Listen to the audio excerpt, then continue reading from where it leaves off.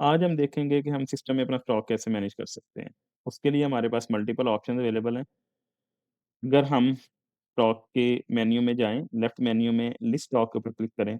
इस पेज पे जाके आपके पास जो आपका एक्जिस्टिंग स्टॉक है, उसकी सारी लिस्टिंग आ जाएगी, जिसको आप सर्च भी कर सकते हैं, ढूँढ भी सकते हैं और यहाँ से आपका पेजिनेशन होगा। आपको यहाँ पे ऐड न्यू आइटम का बटन अवेलेबल है, आप इसको क्लिक करके अपना नया स्टॉक ऐड कर सकते हैं। या अगर आप इस पेज पे नहीं आना चाह रहे, आप क्विक एक्शन के ऊपर जो आपको सिस्टम में हर वक़्त अवेलेबल है, उसके ऊपर क्लिक करके ऐड आइटम का बटन क्लिक कर सकते हैं। जैसे ही आप इस पेज के ऊपर आएँगे, आप यहाँ पे अपनी सारी इन्फॉर्मेशन देके न्यू स्टॉक सिस्टम में ऐड कर सकते हैं। मैं स्टॉक का नेम एंटर करता हूँ टेस्ट 012। यहाँ पर आप इसकी कैटेगरी सेलेक्ट करें, ये फर्टिलाइज़र है। यहाँ पे आपने यूनिट सेलेक्ट करना है। यूनिट आपने बड़े ध्यान से सेलेक्ट करना है, ये आपका वो यूनिट होगा जिसमें आप स्टॉक परचेज़ कर रहे हैं। ये इसलिए क्योंकि जब आप स्टॉक सेल कर रहे हैं, कई दफ़ा ऐसा स्टॉक होगा जिसको आप पार्शियली भी लूज़ में भी सेल कर रहे हैं। जैसे आपके पास चावल ऐसी कोई चीज़ें होती हैं, तो वो केजीज़ में भी सेल हो जाती हैं या हाफ पैक सेल हो जाती हैं। तो यहाँ पे आपके पास सारे स्टैंडर्ड यूनिट अवेलेबल हैं, जो आप बाद में मज़ीद ऐड भी कर सकते हैं, कन्वर्जन भी डाल सकते हैं। यहाँ से आप यूनिट सेलेक्ट करें, उसके बाद स्टॉक का कोई बाय डिफ़ॉल्ट रेट दे दें कि हमारे पास ये आपकी वो रेट लिस्टिंग को इंश्योर करेगा कि आपके पास स्टॉक किस रेट के ऊपर आता है। मैं कहता हूँ ये स्टॉक हम सेल करते हैं 8600 का और ये स्टॉक हम परचेज़ करते हैं 8300 का, 1 बैग।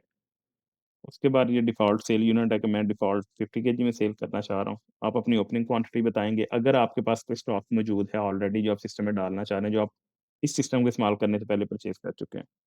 यहाँ पे मैं कहता हूँ मेरे पास ये 10 बैग अवेलेबल हैं और मैं ये कहता हूँ कि ये जब मैंने परचेज़ की मेरे पास ये 8300 के परचेज़ हुए हैं। सिस्टम में बाकी इन्फॉर्मेशन ऐड करें, एक्सपायरी वगैरह ऐड करें। नीचे ये इन्फॉर्मेशन आप हर चीज़ हर सप्लायर से परचेज़ नहीं करते, तो यहाँ पे आप सिस्टम को बताएँगे कि ये स्टॉक मैं किस सप्लायर से परचेज़ करता हूँ नॉर्मली, ताकि जब आप परचेज़िंग में जाएँ और इस सप्लायर को सेलेक्ट करें, तो सिस्टम आपको बताए कि आप ये आइटम इससे परचेज़ कर सकते हैं। मैं यहाँ पे 2 सप्लायर सेलेक्ट करता हूँ, इसको सेव कर देता हूँ। ये सिस्टम में नया स्टॉक ऐड हो जाएगा अगर मैं इसको फिनिश करता हूँ। फिनिश करने के बाद यहाँ पे मैं इस स्टॉक को सर्च भी कर सकता हूँ। मैं इसको सर्च करता हूँ, तो यहाँ पे मेरे पास आई आइकन भी है, अगर मैं ये देखना चाहूँ, तो यहाँ पर मेरे पास ये स्टॉक जो है 10 बैग मेरे पास पड़े हैं 8300 के रेट के साथ, इतना माल पड़ा हुआ है। यहाँ पे मेरे पास डिफरेंट एक्शन अवेलेबल हैं, अगर मैं आइटम एडिट करता हूँ, तो यहाँ पर मैं इस आइटम को, इस स्टॉक को एडिट कर सकता हूँ। यहाँ पे मेरे पास रेट और वो सारी चीज़ें आ रही हैं। इसके बाद हम स्टॉक का जो रेट है इसको चेंज भी कर सकते हैं, ताकि आपका अगर रेट चेंज हो रहा है, सेल रेट आज बढ़ गया, आप उसको चेंज करना चाह रहे हैं, तो आप स्टॉक के मेन्यू में आएँ।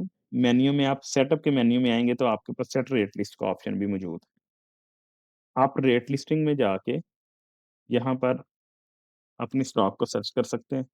यहाँ पर उसका रेट आ जाएगा, आप यहाँ पे अपना स्टॉक चेंज कर सकते हैं कि अब ये 8600 में नहीं, बल्कि इतने में सेल होना चाहिए। आप इसको सेव करते हैं, आपका रेट जो है वो सेव हो जाएगा।